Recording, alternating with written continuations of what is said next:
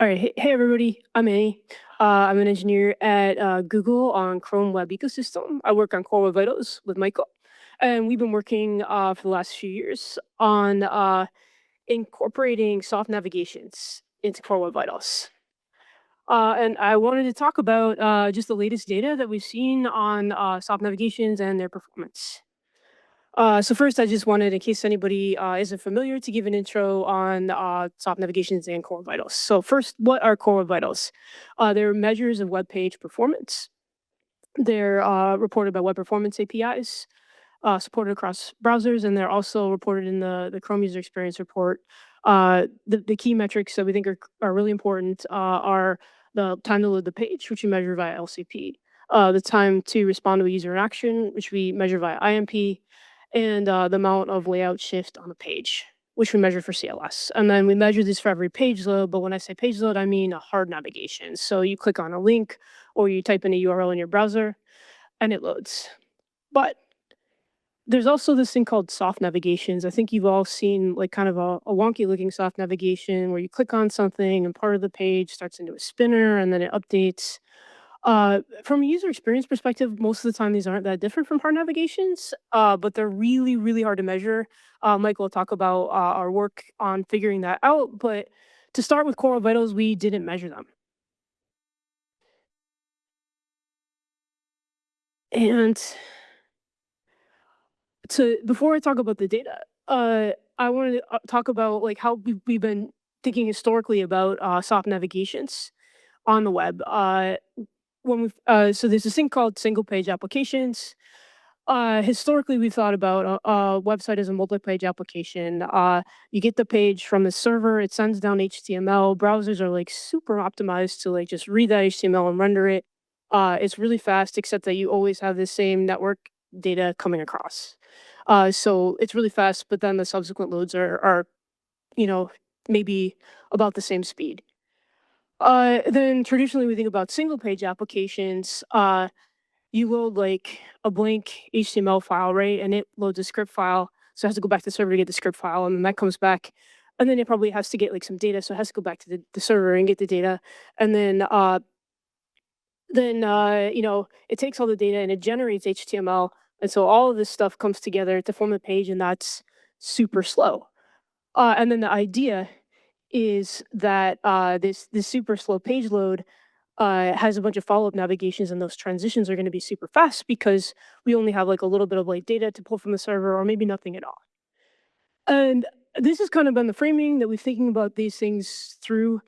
And if we use this framing, this is kind of how we can think about how people have talked to me about core vitals and about soft navigations being supported in it. So in a multi-page website, you have this initial load and it's pretty fast. And then the subsequent page loads, and they're a bit faster because you have like all the resources cached, right?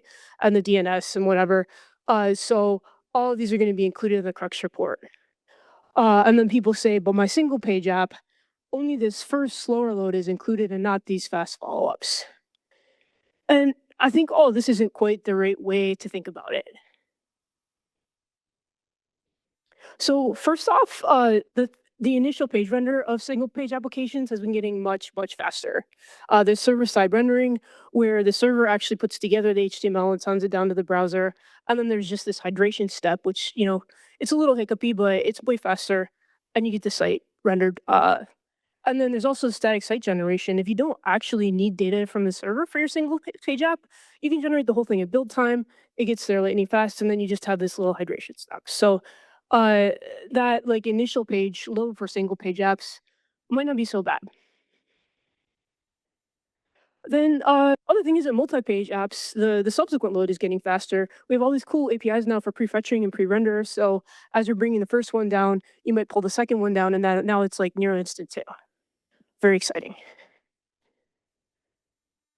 And then the other thing that I really want to cover is that like we don't actually live in a world anymore of just single page apps and multi-page apps. Rich Harris gave a really great talk on this thing called transitional apps, where it's just using the best of both worlds. You have the HTML maybe cached on the server, you send it down, maybe you just have one dynamic component, right? And that gets pulled in as an island from the server using partial hydration. Then this thing's interactive. Maybe it does single page app navigations, but the whole thing can benefit from all the traditional things we have in the web already. But I think we still have this question, right? Like whether or not that this is faster than this or this is faster than that. Uh, you know, how does soft navigation affect the web? And basically, I think a big part of this is how many follow-up navigations do we have. This chart has like one navigation and then five follow-ups, and it makes the numbers look really bad. But does that like ever actually happen?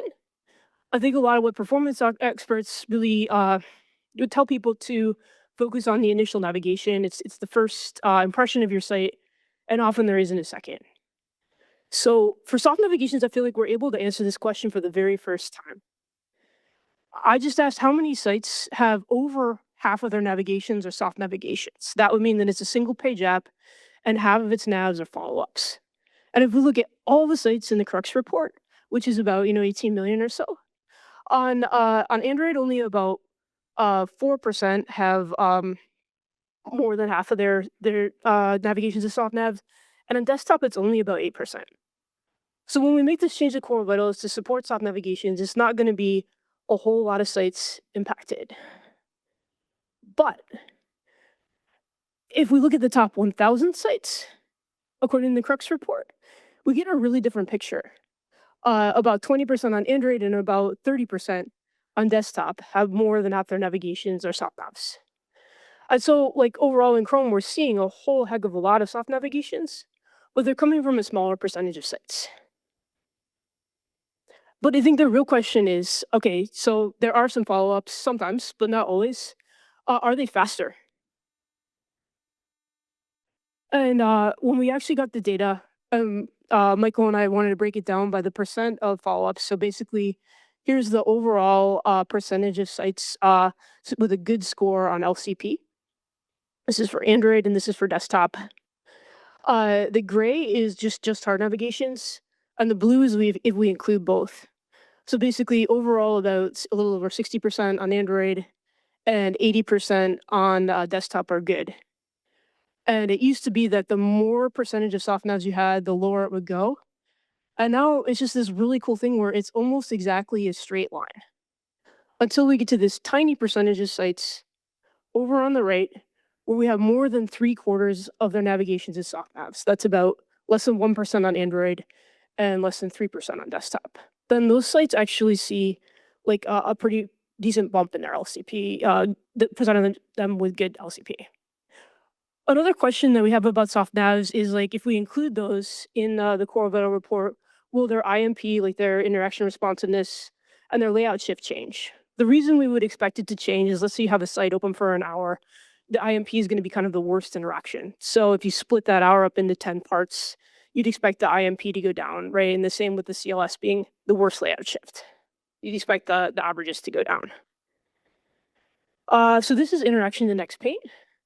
And I should also mention that interaction to next paint really measures like as a measure of interactivity, it really ends up being a measure of like heavy JavaScript and loaded things happening on a page. What we see here is it does improve, but it's still, especially on mobile, a bit worse than actually substantially worse for these apps that are really single page apps. CLS is a bit of a mixed bag. So CLS is again layout shift, and we're measuring the layout shift basically as a percentage of the screen that shifted. And so you'll see like on desktop, the worst shift isn't so bad, right? And it kind of evens out. Uh, but on mobile, you have a smaller screen, so again, the graph is still not great with SPAs. What I think happens, I think everybody that doesn't like SPAs is seeing kind of a bad one where you click something and stuff kind of jumbles around. And so I would say that's a bit of a problem, but it's definitely not every single page app. So that is all the data I have.